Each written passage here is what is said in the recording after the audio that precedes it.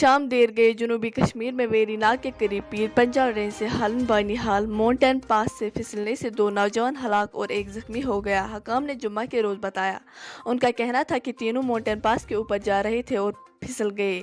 بعداز police اور مقامی لوگوں کے ایک مشترکہ کوشش کے نتائج میں 2 افراد کی لاش برآمد ہوئی۔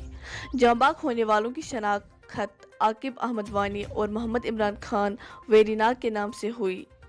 زخمی کی شناخت مزمل احمد شیخ ڈلگام بانی حال کو اسپتال میں داخل کر دیا گیا۔